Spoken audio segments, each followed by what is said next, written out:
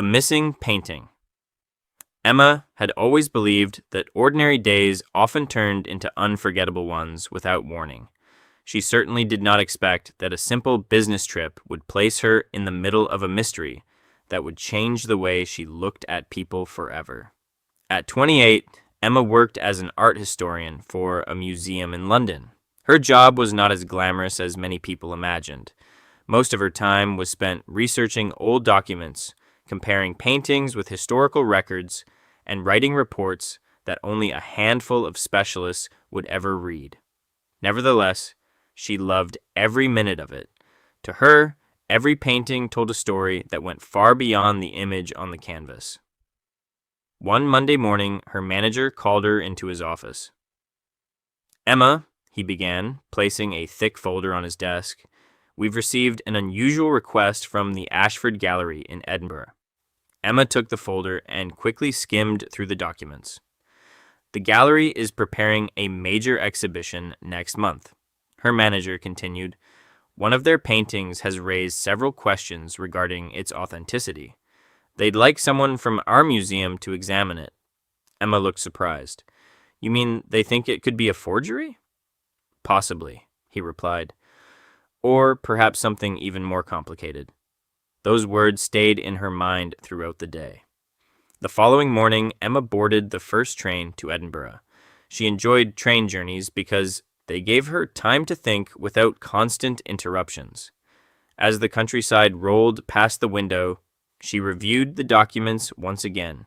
The painting was called The Silent Garden. It had been attributed to the famous 19th century painter William Carter for almost 80 years.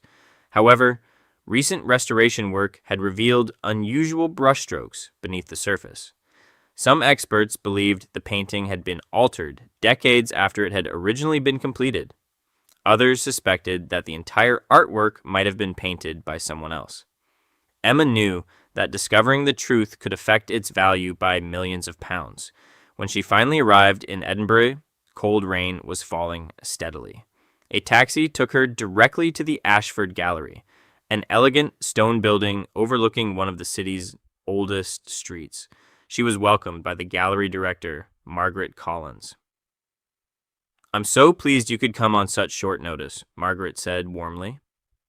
"My pleasure," Emma replied. "I wish I could say this is a routine investigation." Emma smiled politely.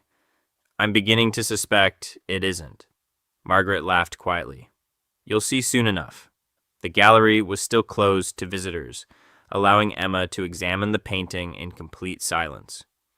The artwork hung alone in a temperature-controlled room protected by security cameras and motion sensors. At first glance, the Silent Garden appeared perfectly ordinary. It showed a woman standing beside a fountain surrounded by roses and tall trees. Yet something immediately caught Emma's attention: the woman's eyes. Instead of looking toward the fountain, as described in every catalog Emma had ever read, they seemed to be looking directly at the viewer. She stepped closer, very close. Using a magnifying glass, she examined the layers of paint. Someone had definitely modified the painting, but why? Over the next several hours, Emma carefully photographed tiny sections of the artwork and compared them with high-resolution images stored in the museum's database. The differences were subtle, almost invisible. The signature appeared authentic. The colors matched the period. Even the canvas seemed genuine, yet one detail refused to leave her mind. Hidden beneath several layers of paint was a faint outline of what looked like a folded letter in the woman's hand. In the visible version of the painting, her hands were empty. Emma frowned. Why would someone deliberately paint over such an important detail? That evening, Margaret invited Emma to dinner at a small restaurant near the Royal Mile. As they discussed the investigation, Margaret suddenly lowered her voice. "There is something I didn't include in the official report." Emma looked up. "What is it?" Margaret hesitated. 3 people have tried to buy this painting during the last 6 months. Collectors? No. Dealers? No. Then who? They never explained who they represented. Emma leaned back.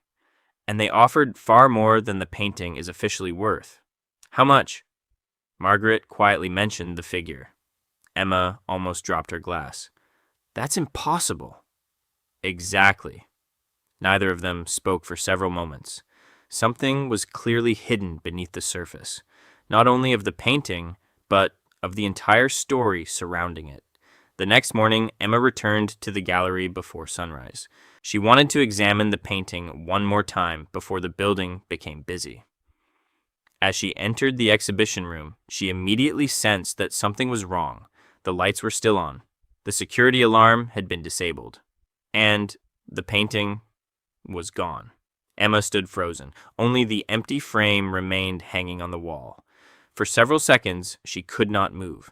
Then footsteps echoed somewhere behind her. She slowly turned around. Someone else was inside the gallery. Emma's heart began to race as the footsteps grew louder. A tall man wearing a dark maintenance uniform appeared in the doorway. He looked just as surprised to see her as she was to see him. "Who are you?" he asked. "I'm Dr. Emma Walker from the London Museum." The man immediately raised his hands. "I'm only here to check the electrical system. The security manager called me 20 minutes ago." Emma looked around the empty gallery. "Did you see anyone leave this room?" "No." "Did you touch anything?" "Absolutely not." Before Emma could ask another question, Margaret rushed into the room with 2 security guards close behind her. "The painting!" she cried. "It's gone!"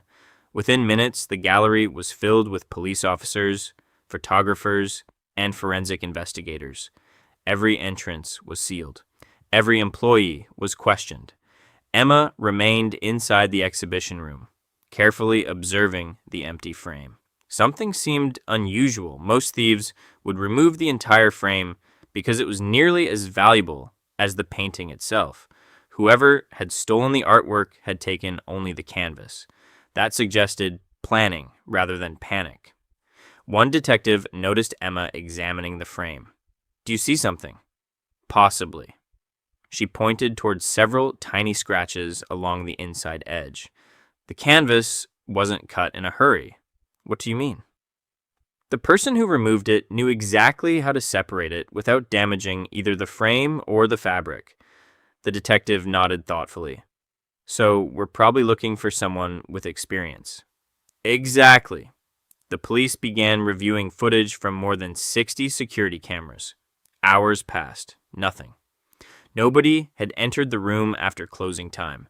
Nobody had left carrying a painting. It made no sense. Emma watched the recordings several times. Then she noticed something strange. At exactly 2:17 a.m., every camera froze for 12 seconds. Only 12. After that, everything returned to normal. She called the detective. "Can you zoom in here?" The technician enlarged the screen. Instead of ordinary digital noise, a tiny message appeared in the corner. "Signal interrupted." "It wasn't a camera failure," Emma said quietly. Someone interrupted the recording. Later that afternoon, Emma requested access to the gallery's restoration laboratory. She wanted to inspect all documents connected to the Silent Garden. While searching through old folders, she found a notebook written by a conservator nearly 40 years earlier. Most pages described cleaning techniques and pigment analysis. One sentence, however, had been underlined twice. "Never remove the second layer completely." Emma stopped reading. "Second layer?" She turned several pages. Nothing. The remaining pages had been torn out. Someone had deliberately removed them. That evening, Emma returned to her hotel, carrying photocopies of every document she had collected. Unable to sleep, she spread the papers across the bed. She compared dates, names, invoices, transport records. Then she noticed something remarkable. One signature appeared repeatedly over a period of 20 years. It belonged to a man named Richard Hale. According to the records, he had restored dozens of valuable paintings before retiring. Emma searched for him online. Richard Hale had died 5 years earlier, but one article mentioned that his daughter had continued his restoration business. The following morning, Emma arranged to visit the family workshop. The building stood on a quiet street outside the city center. Inside, shelves were filled with brushes, pigments, varnishes, and unfinished paintings. Richard's daughter, Laura, greeted Emma politely. "I've heard about the theft," she said. "It's terrible." Emma looked around. "Did your father ever work on The Silent Garden?" Laura hesitated. "Yes." "Do you know why he wrote about a second layer?" Laura became noticeably uncomfortable. "I've never seen those notes." Emma remained silent. Finally, Laura sighed. "My father once told me that some paintings hide more than images." What did he mean? He refused to explain. As Emma prepared to leave, something on a nearby workbench caught her attention. It was a tiny sample of green paint, exactly the same unusual shade that had been discovered beneath the surface of the Silent Garden. Laura noticed Emma staring at it. "That's just an old color formula," Emma smiled politely. "May I?" She examined the sample under a small magnifier. Mixed within the paint were microscopic blue particles. She remembered reading that William Carter had never used that particular pigment because it had not yet been invented during his lifetime. Her pulse quickened. Someone had altered the painting decades later, not to forge it, but to hide something. Back at the gallery, forensic investigators made an unexpected discovery. A fingerprint had been found on the back of the empty frame. It matched no employee, nor did it belong to any known art thief. Instead, it belonged to a retired architect. The police questioned him immediately.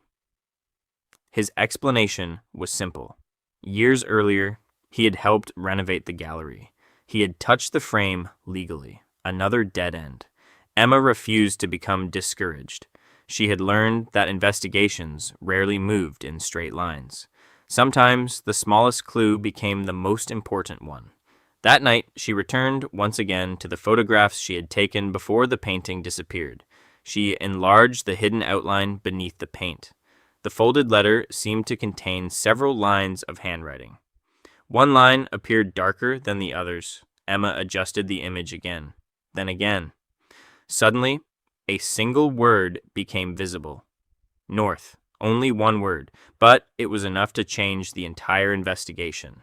If the hidden letter contained directions rather than a personal message, then perhaps the painting had never been valuable because of the artist. Perhaps it had always been valuable because it concealed information that someone still wanted to keep secret. Emma immediately picked up her phone.